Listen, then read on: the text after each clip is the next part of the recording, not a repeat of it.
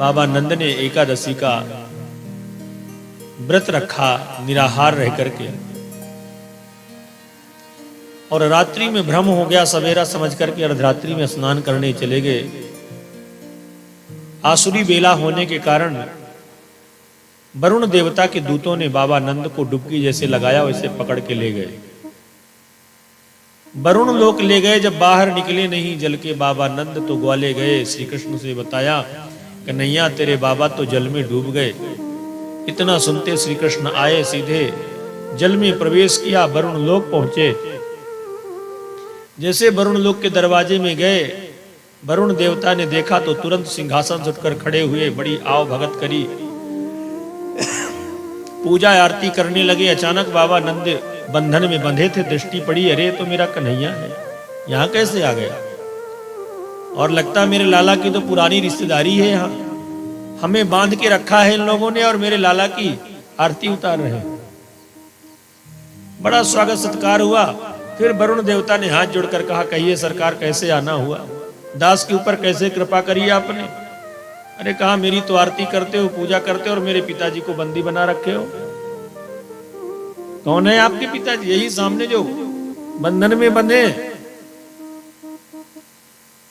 अरे राम राम महाराज, धोखा हो गया, मेरे सेवकों ने पकड़ लाया, क्षमा चाहता हूं। तुरंत बंधन मुक्त किया, बाबा नंद को बाहर लेकर के आए। जब बाबा नंद ग्वालों के बीच में गए तो ग्वालों से कहने लगे, अरे भैया मेरा कन्हैया तो यहाँ ऐसे बना रहता है, वहां न जाने इसकी कैसे पहचान, कैसे रिश्तेदारी निकल आई। वो सब खड़े हो गए सिंहासन से और मेरे लाला की आरती उतारने लगे।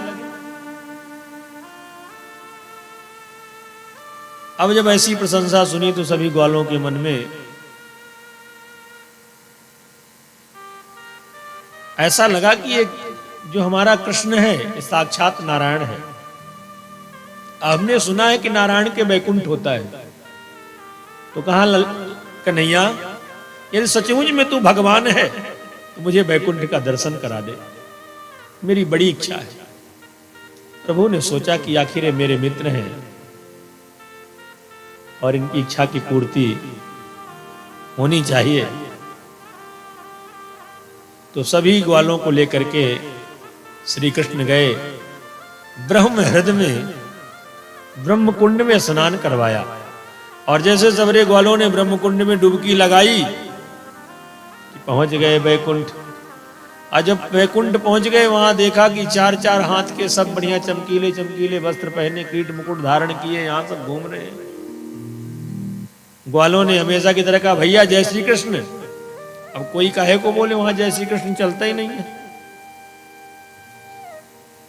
अब सब कहने लगे कि भैया यहां तो सब ठीक है, पर हमारा कन्हैया कहां है?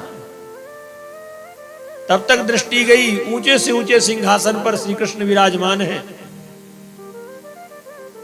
देखा कि जो ब्रह्मा सृष्टि की रचना करने वाले हाथ जोड़े खड़े हैं, देवराज इंद्र हाथ जोड़े खड़े हैं, सब बड़े बड़े देवता, कुबेर, वरुण, दिग्पाल, लोकपाल, सब जय जयकार कर रहे हैं।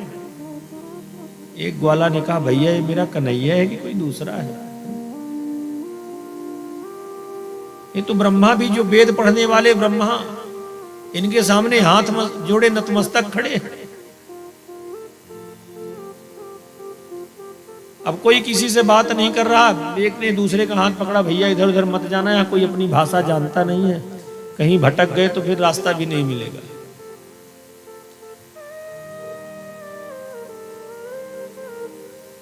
अब हिम्मत नहीं पड़ रही ग्वालों की, कह दे कन्हैया चलो गैया चराने। ग्वालों ने कहा, भैया हमारा तो गैया चराने वाला कन्हैया ही ठीक है, ये बैकुंठ का श्री कृष्ण ठीक नहीं है, ये तो बात भी नहीं करता। और जैसे आपस में बात करने लगे, जयकारा लगाने लगे श्री कृष्ण के नाम का, तुरंत ब्रह्म हद से बाहर निकले तो वहीं वृंदावन पहुंच गए। बोलिए वृंदावन बिहारी लाल की जय।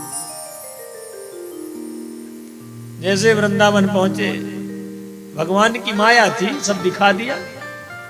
अरे कन्हैया मेरा वृंदावन ठीक है। वहां तो सब चार चार हाथ के, कोई कुछ किसी से बोलते नहीं है। अब दूर दूर चलने लगे ग्वाला कि भाई ये तो भगवान है, इससे दूर रहना। श्री कृष्ण ने सोचा कि सचमुच में इन्होंने हमें भगवान मान लिया तो जो हमें प्रेम स्नेह मिलता है वो मिलना बंद हो जाएगा। ऐसी माया करी, ग्वालों के कंधे पर हाथ डाल करके हिसाब भूल गए और श्री कृष्ण से वैसे ही प्रेम करने लगे। इस प्रकार की लीला मेरे नटवर नागर प्रभु करते हैं। अब धीरे धीरे समय आता है शरद पूर्णिमा की, और जब शरद पूर्णिमा का समय आता है, सुखदेव जी महाराज कहते हैं कि भगवान पिता रात्रि, भगवान पिता रात्रि शरदोत्फुल्ल मल्लिका वीक्षरन्तुम मनश्चक्रे योग माया मुपाश्रिता। योग माया मुपाश्रिता। आज नटवर नागर प्रभु के मन में एक जिज्ञासा उत्पन्न हुई। जैसे नंद नंदन ब्रजेंद्र नंदन यशोदा सुवर्धन मेरे ठाकुर जी ने पूर्णमासी के चंद्रमा को देखा, क्या दिव्य चांदनी छिटक रही है,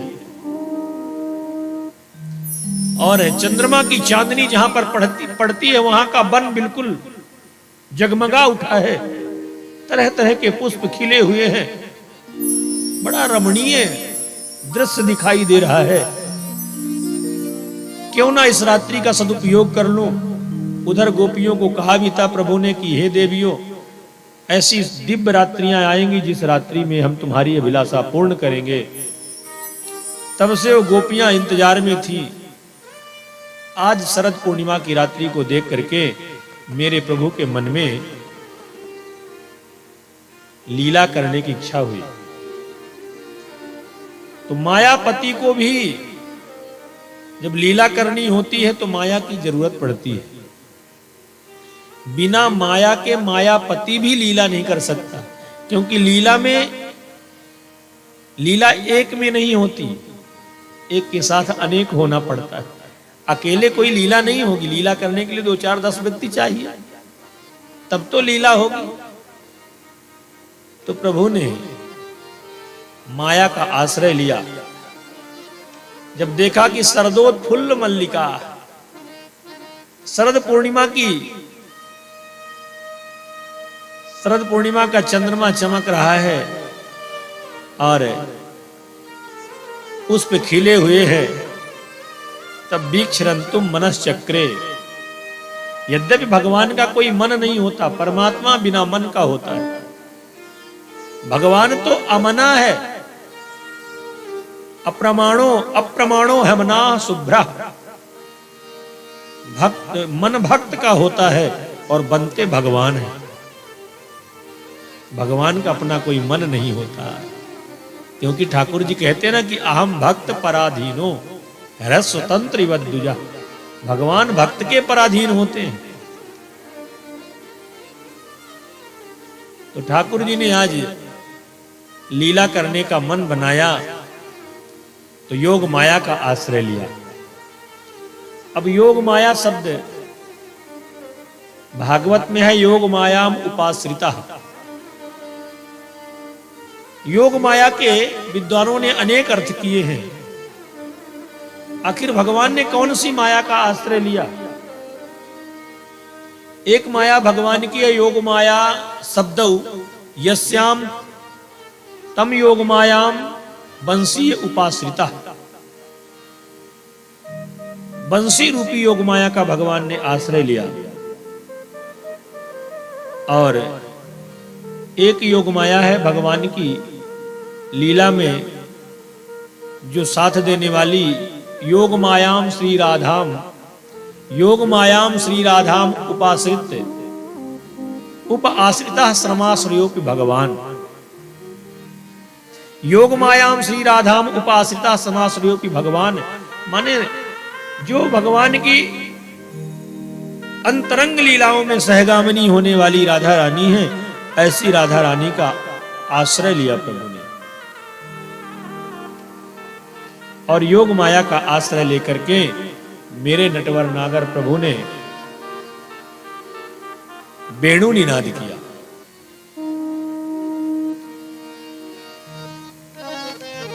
और जब योग माया का आश्रय लेकर के मेरे प्रभु ने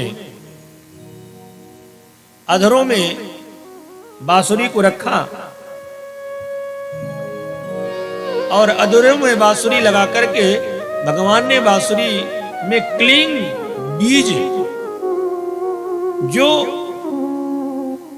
बीज मंत्र है, उस बीज मंत्र को फूंका और काम का जो बीज मंत्र है, उस बीज मंत्र को प्रभु ने फूंक दिया।